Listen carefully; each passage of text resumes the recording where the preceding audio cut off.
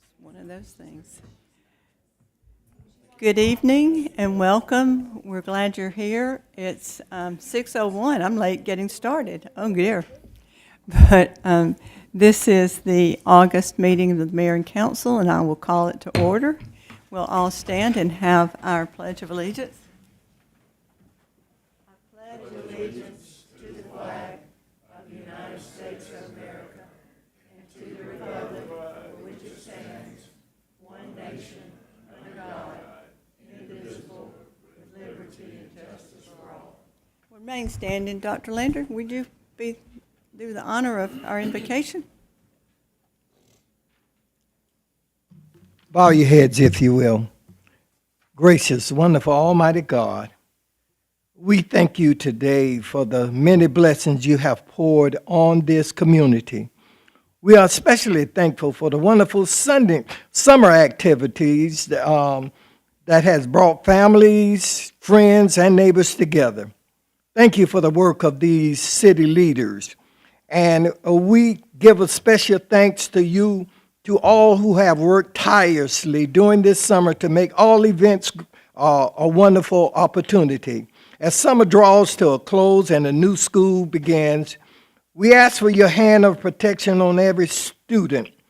And we lift up the teachers, administrators, support staff, and all who are involved in the education of these students. Encourage them in this great work, dear God. Bless this council meeting tonight. Give these officials and city staff wisdom and discernment. May your peace favor us and all who live in this great city. In the precious name of your darling Son, Jesus Christ, I pray. Let every heart say, amen. Amen. Thank you, Dr. Landry. Okay, do we have any citizens' comments? None? Okay. You have the minutes of your July meetings. Do I have a motion to approve? I have a motion. Do I have a second? Second. I have a motion and a second. All those in favor say aye. Aye. Aye. Any opposed, same sign. Hearing none, motion carries. Okay. The next item on our agenda is our mayor and council announcements. Councilman Uglum, you want to start with us? Sure. Good evening, everyone. I'll reiterate something Dr. Landrum touched on is back to school, and urge everyone to show great caution with the school buses about to roll in a week from today. And maybe our city will send out, they're pretty good on our Facebook page or our city website about the rules. Sometimes it's confusing on these 4-lane roads about if you have to stop or not, but it's my understanding, and the police chief could correct me, but it's my understanding unless there's trees or there's no turning in the median, that all 4 lanes have to stop. Is that right, Chief Richards? Yeah. So be careful with back to school. Starts a week from today. That's it. I will reiterate from Dr. Landrum's beautiful prayer. From Dr. Landrum's beautiful prayer, as always, that we did have a great summer with a lot of events. I attended a lot of them myself, and I look forward to the remaining concerts and what we've got up ahead. Councilman Libero? Good evening. Ever since we redid Lake Carroll Park, I don't go more than a week or so at a time without somebody complimenting what a great job was done out there and how much everybody's enjoying it. And so I wanted to let you know that we've been working on another park in our community at Hobbs Farm. We're creating an all-inclusive playground out there, which is all-inclusive not only for children with disabilities, but also parents that have disabilities that have children that they need to be able to get around and see after when they're on the playground. So that's going to be opening up soon. I think we have a ribbon cutting out there August 28th, I believe. And so I'm excited that it's going to be coming to a conclusion here very soon, and I hope that if you know someone that would have a need for that park, it'll be open to all children. But if you have somebody that specifically has a child that would benefit from that park or an adult, I hope you'll pass that information along. Thank you. Okay. Councilmember North? Good evening, everyone. Just a few things here. Last week, I attended 2 community actions and community event days in Ward 1 with the police, and the other with a local leader in the community. And both of them were well attended, and kids were just all the smiles on the kids' faces for back to school and et cetera. So we do need to be quite safe during this time. Also, I'm looking forward to August the 20th. It's a little ahead of time, but it is the Police Academy, Ward 1, and I'm looking to get as many individuals and constituents in our ward to attend the Police Academy and learn and become a mutual part of our community. So that always helps to understand the police. Without a police force, we would be somewhere else in this, it'd be chaos. So we need a strong police force, but we need a police force that understands the individuals and enforce the rules as they always do. And I know we have a good group, and I really applaud them. Chief, thank you for all you've done. And I hope that we can do something for our past patrolman that passed away. I hope we can get some type of memorial set up for him. And that's about it. Thank you. Well, I attended with Councilmember North the back-to-school giveaway over at the Robert Hendricks, is it? Optimist Park. And it was a great turnout. I think they gave away like 350 book bags, and there were children, and there were different things going on over there that day, and a lot of people attended, and that's always a good thing, and we really do appreciate the efforts that group, West Carroll Community Outreach Program, that puts together these things that benefits their community and or all communities and the children. But yeah, Dr. Landrum's prayer was very appropriate, except you forgot one group of people, and that's the parents. And I say that because I have one going into high school this year, so yeah. I don't know who's most excited about school starting, me or her, but anyway, and what Councilman Ledbetter said, we're really excited about the all-inclusive playground. We have been so blessed in this city about things that have happened and the progress we're making and how it benefits and uplifts our community. When Ms. Connie McNeil first brought that idea to us, I'd never thought about it. I never thought about, parents that have children with some type of disability that are not your little tots, but bigger children needing a changing table, for those children or adults. And I mean, there were so many things, and, you can have the playground for the children, but if the parents have some kind of disability, they may not can come. So with this playground, the parents can bring their children. If they're in a wheelchair, they'll be able to go anywhere on this playground.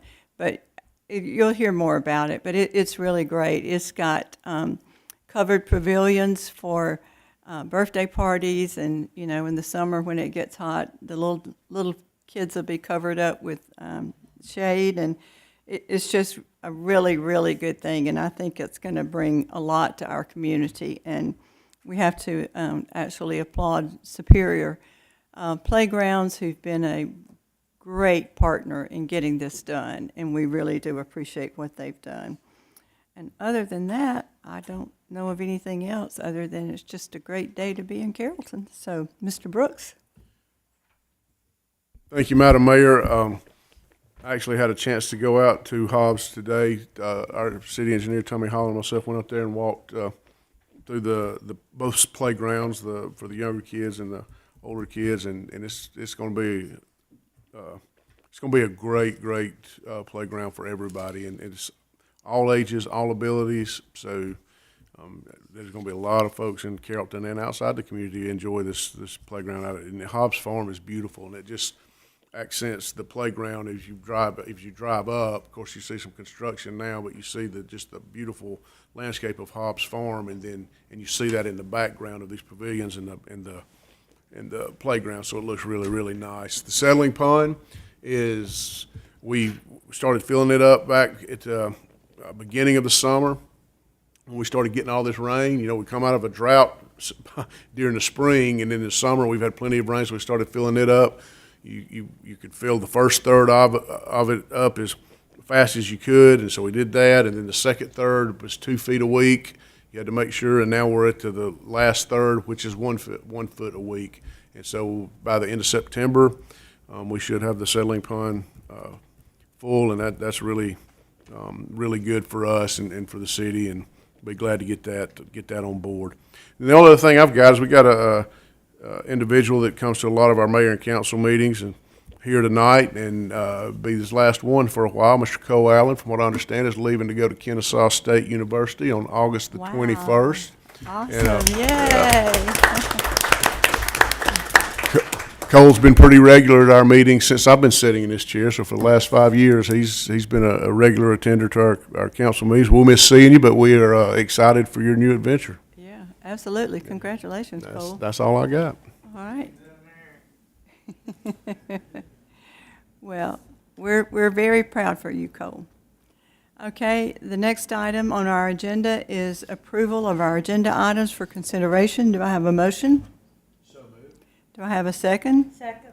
I have a motion and second to approve the items for consideration on the agenda. Do I have all those in favor say aye? Aye. Any opposed, same sign. Hearing none, motion carries. Okay, our first item is a special use permit request. Ms. Connerly?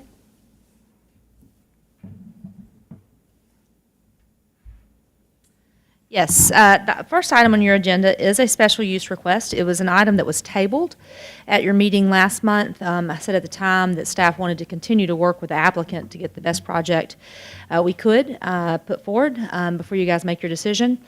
Haley, will you put the latest site plan revision up on the board?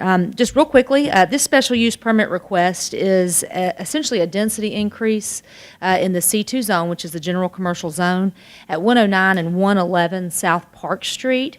The request is to basically, instead of building 2 houses, they wanted to build 3 homes. They also wanted a waiver to reduce the required side setbacks for the internal setbacks for the project. We did work with the applicant. We've had various meetings and discussed how we might make this project better. And we do have a set of staff proposed conditions that should reflect some of the comments I think that some of you have made over the course of the last couple of meetings when we've reviewed this, and then some things too that the applicant's done in some other projects that they've worked on. Number 1 is any construction must adhere to the design standards set forth in Article 4.02.01 of the Unified Development Ordinance.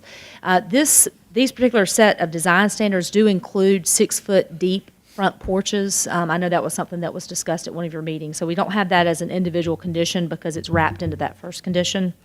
Number 2, the owner-developer is responsible for the installation of water and sewer infrastructure. Number 3, the owner-developer is responsible for GDOT approval of any driveways along South Park Street. As you can see on the submitted site plan, they do intend to utilize the existing curb cut, and they don't intend to make any more curb cuts or get any more permits from GDOT at this time. But we did put that in there just in case. Number 4, the waiver to reduce the side setbacks from 15 feet to 5 feet shall be granted.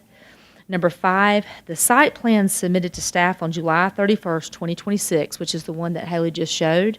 That includes the driveway design, it includes the side garages, and it includes some landscaping. All that shall be binding. So those are the staff conditions. Just as a reminder, initially the Planning Commission had recommended denial of this at their June meeting. I know we've been working on this one a couple of months. The applicant is here if you have any questions. Unless you have a question for me. Yeah, Eric, I've got one for Okay. you. What's the total acreage of this site? It's .32 across 2 lots. Okay. The entrance to the homes would be from what would be their exit? I mean, So yeah, so if you look at the site plan, all 3 homes, they're proposing side garages. They are, so the driveway that you see on the site plan is the location of the existing curb cut, and right now I think it's a parking lot. And then they're proposing a decorative treatment to the drive so that it doesn't just look like a bunch of concrete out in front of the homes. And the applicant can touch on that a little bit more. He did this at a project in Atlanta where they were really trying to get the driveways also to almost look like landscaping. But all 3 would have side garages. With one shared driveway, essentially. And the entrance and exit to the 3 homes would be on Highway 27, Yes. on Park Street. Yes, I had a question. I could see it in your eyes. Thank you. Do we have any idea what the traffic count is right there? The last time I looked, I would say it's not 30, but it's close. That's probably, I want to say, GDOT provides those traffic counts on their website. They've got a tool, but I would guess somewhere between 28 and 30 right there. 30,000 cars per day? Yeah. And what's the speed limit right there? Hang on one second. Joel? 35. 35. 35. 40 miles per hour. 40. Would that present with the amount of traffic at certain times? I think you showed us something on a retreat where that amount of traffic coming through the city of Carrollton. I live on that side of town, and you could hardly get out of there. I mean, this Carrollton is really growing, or the businesses are growing. So, how do you stop and turn to get to your home? And There's some. without impeding other vehicles in and around that area? Yes, sir. I think the intent of the applicant is just to treat it like a standard driveway. There are standard driveways for both residential and commercial along that corridor, and some institutional, because there's some churches up the street as well.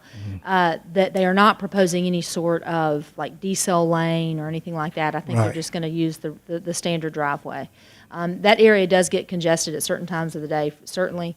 We don't have any statistics as to when, times of the day that it's worse than others. I would, my vote is, for the best of the city, but I would ask our traffic engineer to look at the aesthetics, and to look at the, trying to slow down to pull into that particular lane to get into and from, and seems like it would be a disaster eventually.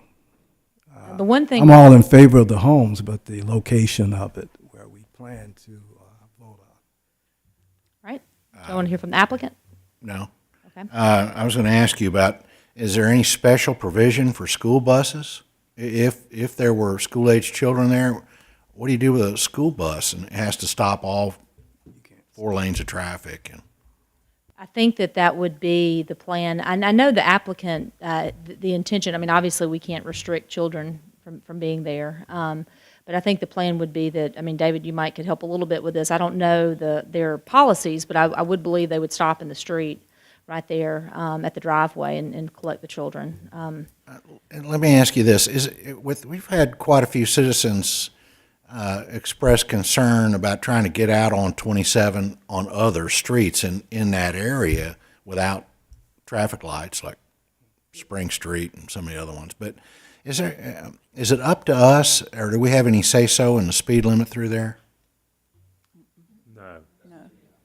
But that formula to reduce the speed limit is based on the number of cars times the feet.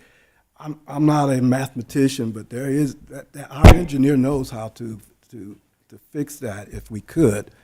It looks like a disaster eventually. If it doesn't happen once those homes are completed, it's eventually going to happen. We don't have anything to do with the speed limit there. That's all set by the set. Georgia Department of Transportation, so. That's correct. And we did also look, as you all discussed at your work session, into comments by Dr. Albertus regarding the school buses. There are multiple stops along that highway with school buses and other places for residences. So that route includes residential and commercial already. I think just south of Kingsbridge, I think there's a few residential, there are a couple of single-family homes, but then also some homes that have been, divided up into some apartments. I think they have possibly school children. I know there's been some school buses there that have stopped before that I've seen. Thank you.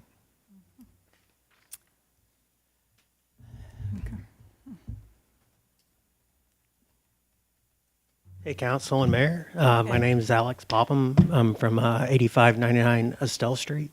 I'm the applicant / owner of the property. Excited to be here in Carrollton. Feel like it's part of my hometown, just being in neighboring Douglasville. And I think we came across doing 3 houses as opposed to 2 when we applied for our building permit for the 2 homes. We feel like it's going to give us a better chance to do facade improvements, do better landscaping, put a better product here for the city of Carrollton as a gateway into this wonderful downtown. I do hear your concerns about these school buses. It's going to happen if it's 2 homes or 3 homes. I'm happy to answer any further questions y'all may have. Does anybody have any questions? Mr. Popham, I think your houses look fine. The location concerns me, but tell us again why you're already approved, I guess, by the codes to do 2 houses. Why we should look at doing 3? I think it's going to be a better massing. It'll be a better curb appeal.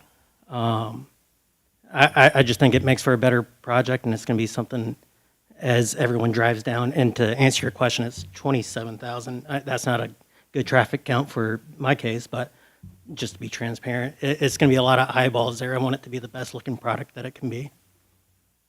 Good. Okay. Any other questions? Okay. All right. Thank you, Mr. Popham. Thank you.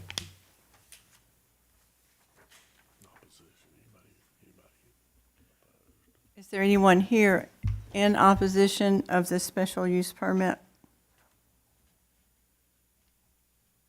Okay. I will entertain a motion at this time.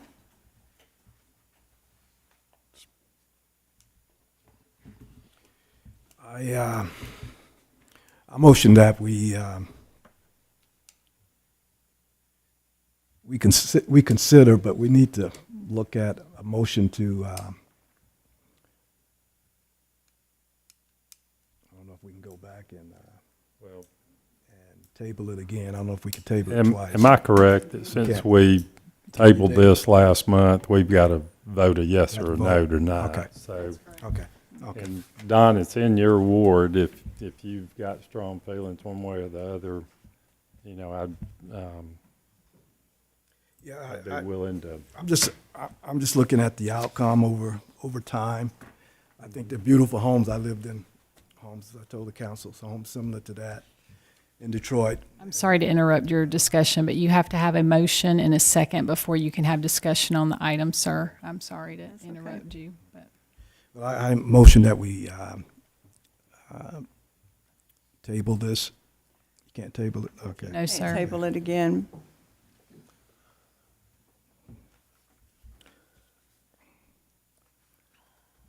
I'm going to make a motion that we approve it with the proposed conditions for 109 and 111 South Park Street. And does that motion include the 5 conditions as presented by staff? Yes. Thank you. Thank you. Okay. Is there a second?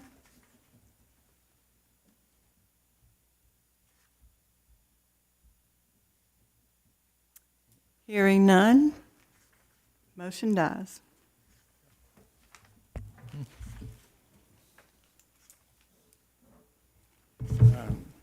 Okay, the next item on the agenda, Just to clarify for the applicant, Melissa, the motion failed for lack of a second, so therefore the petition is denied, right? That's correct. Yes, sir. Next item on the agenda is Resolution 08-2026, electric bikes on the Greenbelt. Yes, you do have an amendment to our ordinance, our Code of Ordinances, Chapter 70, which is the Parks and Recreation Ordinance, as it relates to the rules and regulations for the Carrollton Greenbelt. This particular ordinance, I think over time, e-bikes have become part of our daily lives, and with that, for a long time, currently the ordinance does not allow for anything motorized, even if it is an e-bike. The state of Georgia has begun to recognize certain classes of e-bikes as actual traditional bicycles. So where traditional bicycles are allowed, so are Class 1 and Class 2 e-bikes. Unless a local entity, local government, county government specifically excludes them by ordinance, which is what we had with the Carrollton Greenbelt regulations, because we had specifically excluded non-motorized vehicles. We've been working with the Carrollton Police Department. They've been a huge help. What you see in front of you today is very similar to what the state law, how the state law reads. We do classify e-bikes as Class 1s, Class 2s, and Class 3s. This particular addition, I guess, of this draft does allow for Class 1s and Class 2s. Those are essentially e-bikes that are 20 miles an hour or less. It also adds some provisions as far as how those have to be identified. This is directly from the language in the state law, that they have to be identified as Class 1s and Class 2s. They have to have the sticker stating that, and they also have to have the top assisted speed capabilities. Manufacturers build and construct these e-bikes with these stickers now, so that should not be an issue. This will allow for the e-bikes on the trail. However, it does not allow for Class 3s, which are those ones that go quite fast, that are a lot more robust, and probably and not suitable for the Carrollton Greenbelt. You guys reviewed this at your work session. We made the appropriate changes, and we also added the penalty for violations, the first conviction being a mandatory penalty of $50, the second $100, and the third and subsequent conviction would be $500. If you have any questions, I'm here to answer them. Okay. All right. I need to read this whole thing. Okay, Resolution 08-2026, a resolution of the Mayor and City Council of the City of Carrollton, State of Georgia, to amend Chapter 70, Parks and Recreation, by amending Article 5, Rules and Regulations for the Carrollton Greenbelt, to establish regulations for electric-assisted bicycles. Whereas the City of Carrollton, Georgia City is vested with substantial power to regulate the use of city-owned or maintained parks, trails, and recreation facilities to protect public health and pedestrian welfare of park and trail users. Whereas the Carrollton Greenbelt is a popular 20-mile shared used path with both pedestrians and bicyclists. And whereas the city has been recognized as a bicycle-friendly community by the League of American Bicyclists since 2018, and whereas the city acknowledges that the electric-assisted bicycles have become a popular mode of travel on the Carrollton Greenbelt, and whereas the state of Georgia classifies electric-assisted bicycles into 3 groups by motor size, pedal assistant, and maximum speed, and whereas certain electric-assisted bicycles whose speed are greater than 20 miles per hour are not compatible with other users on the Carrollton Greenbelt. Now therefore be it resolved that the Mayor and Council of Carrollton do hereby amend Chapter 7 of the Carrollton Code of Ordinance to include the regulations of electric-assisted bicycles as follows. Madam Mayor, is Chapter 70 instead of 7, and then I think you can just reference, instead of having to read through the rest of this word for word, what has already been posted. It was attached to your agenda and posted on all, proper Okay. formalities. So instead of having to read all these pages, I think just the initial part is fine. But it is an amendment to Chapter 70, and the way it was published, Madam Mayor, included the red is what is being amended to what is already there. So it's just the red that you are amending. Okay. All right. And this is available for your review, but you can see it on the screen. There's definitions of a Class 1 electric assisted bicycle. It means an electric assisted bicycle equipped with a 750 watt motor or less that provides assistance only when the rider is pedaling and that ceases to provide assistance when the device reaches a speed of 20 miles per hour in accordance with OCGA 40-6-300. And then Class 2 electric assisted bicycle means an electric assisted bicycle equipped with a 750 watt motor or less that may be used exclusively to propel the vehicle but is not capable of reaching a speed of 20 miles per hour. And that's in accordance with OCGA 40-6-300. And then Class 3 electric assisted bicycle means an electric assisted bicycle equipped with a 750 watt motor or less that provides assistance only when the rider is pedaling, and that ceases to provide assistance when the device reaches a speed of 28 miles per hour in accordance with OCGA 40-6-300. Electric-powered personal vehicle means any electric-powered self-balancing device designed for personal transportation, including electric skateboards, electric unicycles, hoverboards, and segways. Stand-up scooters means stand-up electric scooters weighing under 100 pounds and equipped with handlebars and an electric motor capable of a speed of 20 mile of a maximum speed of 20 miles per hour.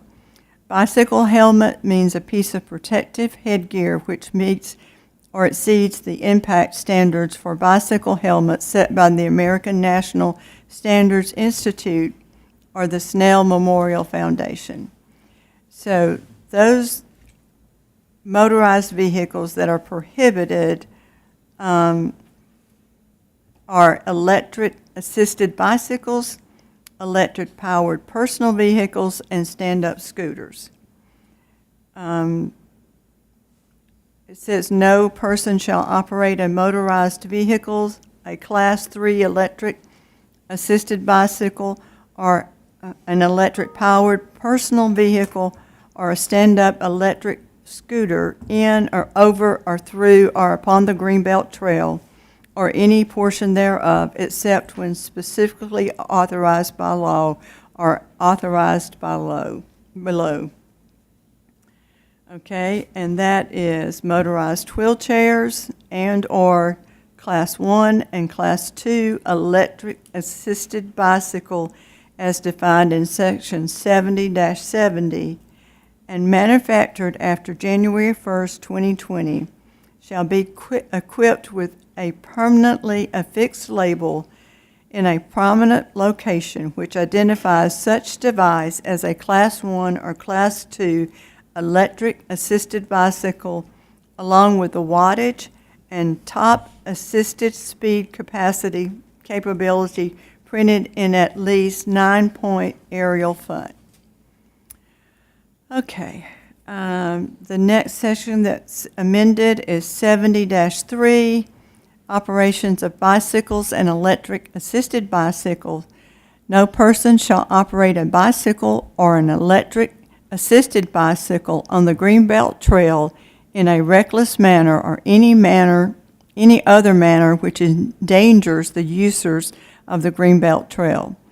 All persons under the age of 16 are required to wear a bicycle helmet as defined in Section 70-70 when operating any bicycle on the Greenbelt. The helmet shall be a good fit and fastened securely upon the person's head with the straps of the helmet.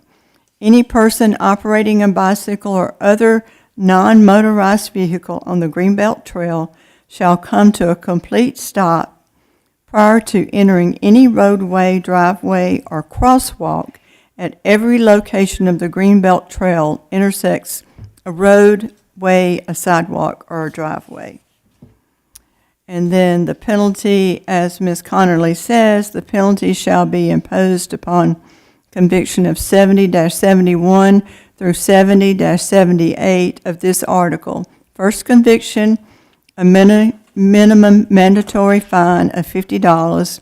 A second conviction, a minimum mandatory fine of $100. And third and subsequent conviction, a minimum mandatory fine of $500 per occurrence. Adopted this third day of August 2026. Do I have a motion to approve this resolution? So moved. Have a motion, do I have a second? Second. Have a motion and second. All those in favor say aye. Aye. Any opposed, same sign. Hearing none. Resolution is approved.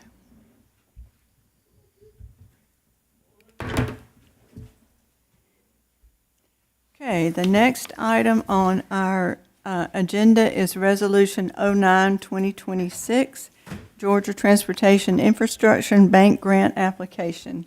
And Ms. Beaver, you have that for us? Currently, city staff is in the process of applying for a $2 million grant with the Georgia Transportation Infrastructure Bank through the Georgia State Road and Tollway Authority. This grant is for a downtown streetscape project for Noonan Street, Alabama Street, Rome Street, and Old City Hall Ave. The project will include landscaping, traffic control measures, sidewalk work, and lighting with improvements being pulled from the 2024 downtown master plan that the city adopted. The grant application requires the mayor and council to provide a resolution supporting the project as part of the grant application. The resolution does state that the city will provide up to a 20% match for the funds for this project. Okay, a resolution of the mayor and council of the city of Carrollton, state of Georgia, approving the submission of a Georgia Transportation Infrastructure Bank grant application to the Georgia State Board and Tollway Authority. Whereas the city of Carrollton is eligible to apply for the GTIB fund from the Georgia State Road and Tollway Authority, and whereas the city of Carrollton has held the required public hearing for the submission of the application, and whereas the city of Carrollton Mayor and Council approved the Carrollton Renaissance Strategic Vision Plan, Downtown Master Plan in 2024, including the authorization of design and engineering of downtown pedestrian safety and streetscape project, whereas the city of Carrollton will seek up to an 80% funding for the downtown Rome, Alabama, Old City Hall, and Noonan Streetscape project, whereas the city of Carrollton will provide the GTIB grant match from other funds available to the city. Now, therefore, be it resolved by the mayor and council of the city of Carrollton, Carroll County, Georgia, and the city of Carrollton shall submit an application for the grant funding from the Transportation Infrastructure Bank, and that it shall, in the event that the application is recommended for funding, take action to assure that it will finance the remaining project costs using other funds available to the city. Read and adopted at a meeting of the mayor and council held on August 3rd, third day of August 2026. Do I have a motion to approve? So moved. Have a motion. Do I have a second? Have a motion and a second. All those in favor say aye. Aye. Any opposed, same sign. Hearing none, motion carries. Okay. Thank you, Ms. Haley. All right. Do I have a motion to adjourn? So moved. I have a motion. Do I have a second? Second. Have a motion and a second. Oh, I'm sorry, Dr. Landry. Yes, I have a quick question. I just want to understand, because we didn't get second, does that mean that there will still be a two houses and not three, but they will still be a two houses? Is that correct? That's They correct. have Yes, the sir. ability. They have the to build- ability to do so. To do two houses. Yeah. You're welcome. All right, I have a motion and a second. All those in favor say aye. Aye. Any opposed, same sign. Hearing none, motion carries. Meeting adjourned.